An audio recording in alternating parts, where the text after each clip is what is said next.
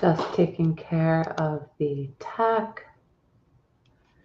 I hope everyone is doing well. We are going to take another hot minute and just let the tech start to work itself out.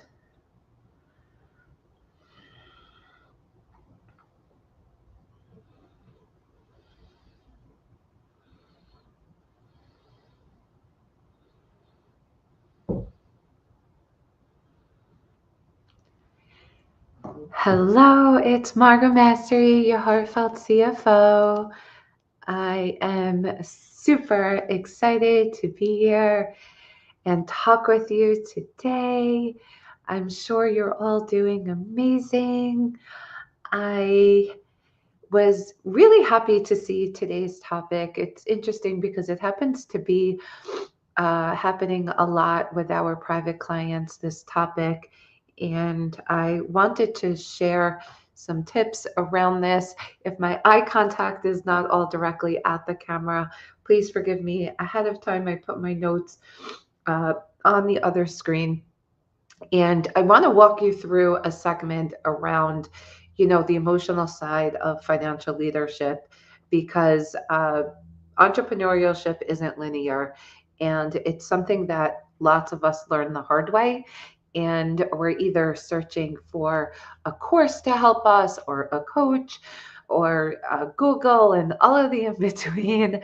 And there's some beliefs that happen in between. And I want to be able to give you something to run through in terms of like a a guideline of items to run through. So this morning I was talking to somebody and they were having some troubles around what to do with cash that was happening in the business. Now, they were worried about the norm, paying bills, paying salaries, and these types of things are always coming up. And it just happens to be that there was a dip in time around of sales, that the usual of what was coming in wasn't. And it was almost like a dry time or like a dry spell. And they were afraid to do certain things because of it. So right away, jumping into fear because we're in and out of a zone of where we're bringing in business consistently can be really, really hard. And then on top of it, you have like family decisions and these types of things. So it starts to pile up like all the time. You know, it brings me back in the day when I started business years ago, which is like 21 years now. And I was a young mom and making a lot of the decisions around the leadership component versus like being a mom when you could be all emotional. It was kind of like I was living like nine lives, right? Like, which is kind of like cats. And learning to see what was like my path and starting to trust my own judgment was really like a scary, scary journey. And it really comes down into at the end of how we can trust ourselves. So I want to begin by saying that there's a lot of shame and guilt that comes around the financial leadership component of this, that it comes into things that are coming from business debt, possibly business failure, overspending during emotional times, not saving enough, letting finances slip through burnout or personal crisis, comparing your money journey to others. So I want to go through one by one and talk about these. So business failure comes from giving up. That's as simple as it is. It's not around losing money. It's not around uh, closing down because of usually people think it's because of money. Business failure is literally when your concept didn't work.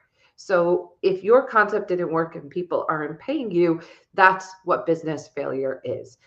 Now, if we're trying to sell things that we don't have statistics on that people are paying us for, then business is going to fail. Now, if you're not managing your debt that comes along with it, of course the business is going to fail.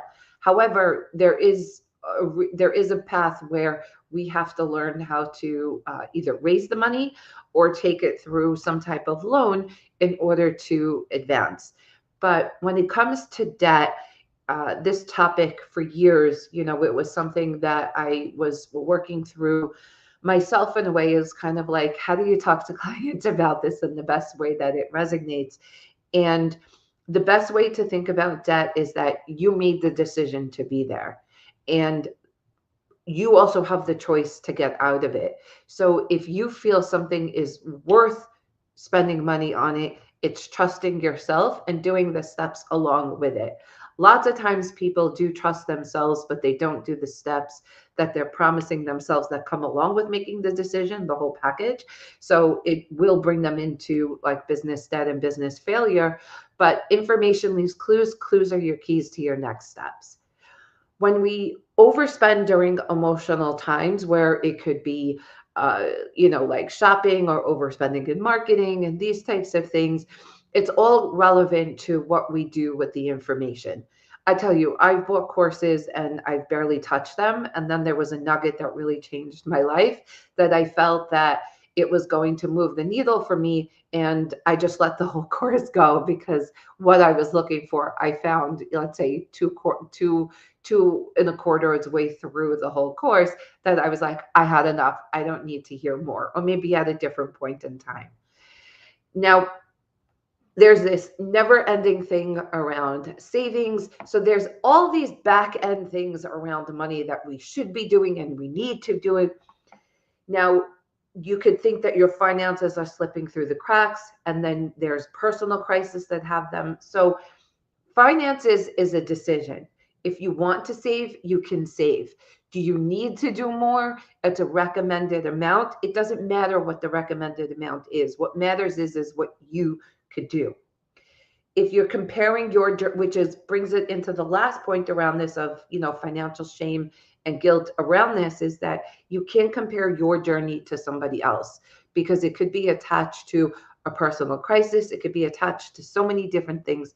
The only person you compare is yourself from the day before and your business from the day before, or from an accounting side, your profit and loss, your reports from the previous year, so that you're comparing yourself in the right place. Okay.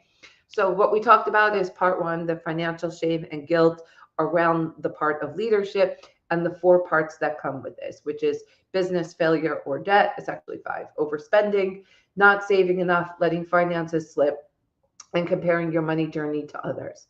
Now, I used to experience a lot of this, and I used to always think about saving more until I made the decision of what really needed to go into each bucket, that I don't think about that anymore. If I decide that I'm spending $3,000 a month, $2,000 a month, $300 a month, whatever it is on savings, or if I'm spending $500 a month on investing, I'm good. If I'm shooting high because of my goals and it's like $1,000 a month on something like that, I don't have those guilt anymore, because I set the bar in terms of what I want for each. It doesn't matter what you should be doing. What matters is that leadership comes from making decisions and learning from the clues and the keys that happens from those decisions. Okay. So part 2 to this is how shame and guilt can keep you playing small. Okay. Fear of charging higher fees. I have this conversation all the time with my mental health practice owners, is around wanting to charge a certain amount for private pay. They can, this person can't afford. Should I go down? Is the right price, Margot? It's all good questions. It comes down to a decision of when you know your worth, you know your expenses, and you know what your time is, like in terms of like doing everything for the business, that you come to a dollar amount. And I'm going to tell you a story.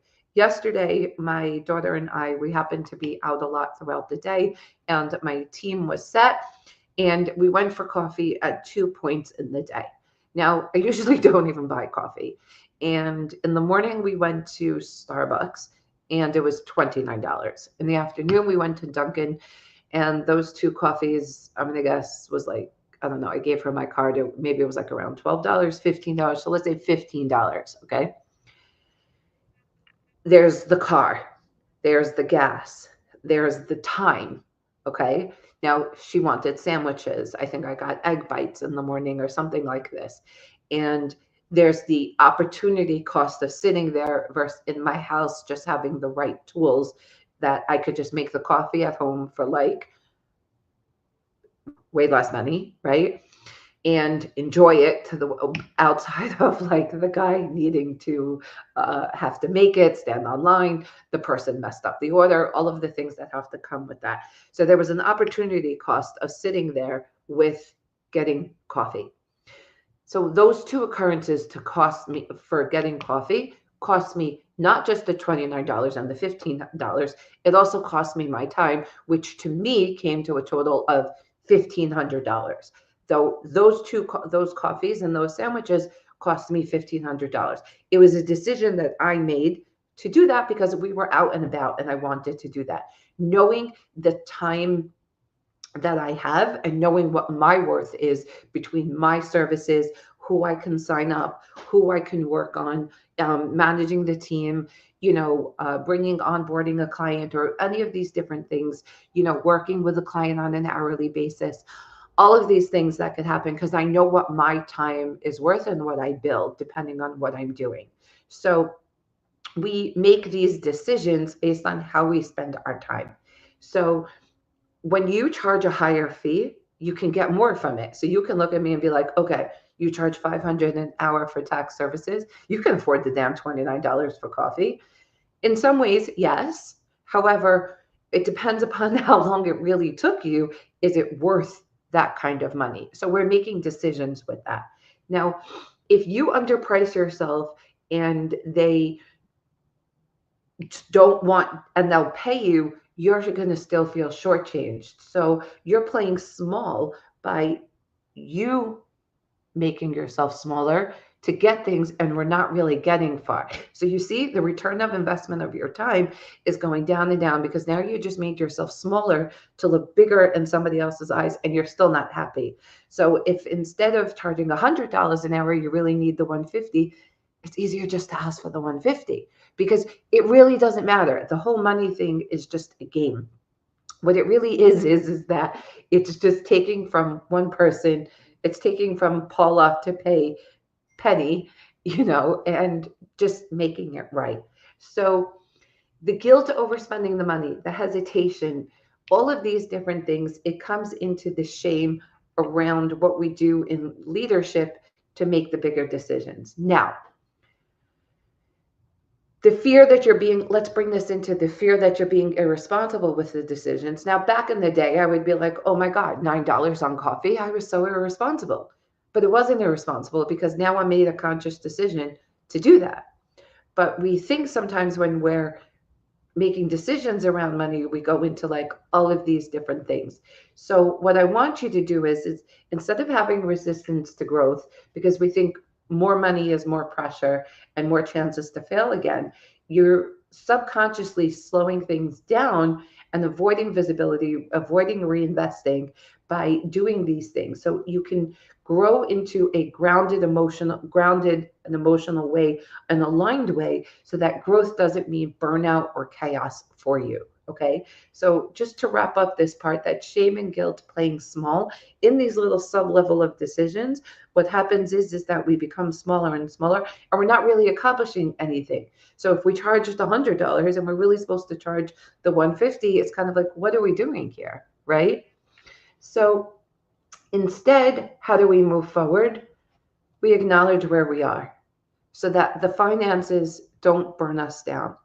And all of these different things that come into it, you talk about it with yourself. What do past decisions make about money? Why am I making this a decision and a judgment around myself?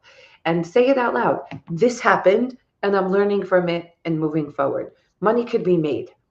Experiences and helping clients move to the next level, those transformations are unique in a way that it stays with people for a lifetime. So if you lose a little bit of money to help somebody, but you get the lessons of the growing curves to grow in terms of the rates that you want to charge and helping ideal clients and those types of things, it's worth it. It's the steps to get there and learn from the clues and the keys for your next steps. So flip the narrative. Instead of saying, I failed with money, say, I now understand what doesn't work, and that's power. Okay. So, where we bring this into when we flip the narrative, it's, I failed with money. I now understand that doesn't work, and that's my power. And here's my new course of action. So, we start to break down these things before, and we get to reframe it to have our new clues and keys of action steps. When we bring it into the present, and let's say you start to work with an accountant like myself, you start to hire that consultant that you wanted to so that you can afford them. What happens is that we're making steps across the way to make new decisions from that information, and celebrate your wins. When you celebrate your wins, what happens is that you have that feeling.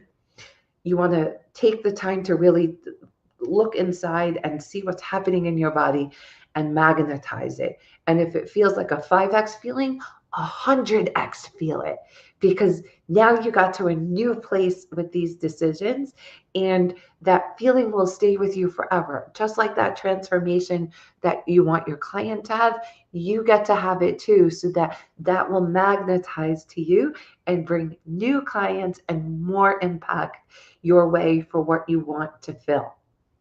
And when we celebrate this, our nervous system now is associating confidence, and it becomes like more and more of our nerves and around of what we're surrounding our mind to. So to recap, I want you to bring down to yourself, what's one money belief that you can release? And if you are ready to release some type of money belief so that we can grow and scale your business, help you with your rates, manage expenses, or if it's reduce taxes, I want you to DM me the word shame or comment below the word shame.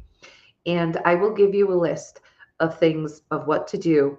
And I invite you to have a call with me so that we can look up what's happening with your money, whether it's itemizing your expenses, not filing your taxes, paying bills late, harder to make decisions, whatever is going on. But this is part of the entrepreneurship journey, is that it's not linear.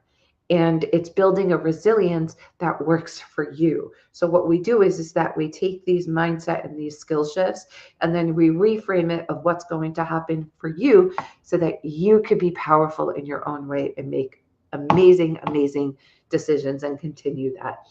And the real work comes from doing this time and time again. It could be that there's resistance, but from resistance we learn, and then our comeback rate is what's important.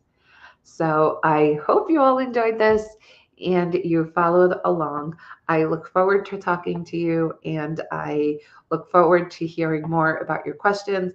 I love, love, love when you talk about your implementation, because what happens is that I get to know how things are, and I can be there and help you across the journey. Thank you for listening, and we'll talk soon.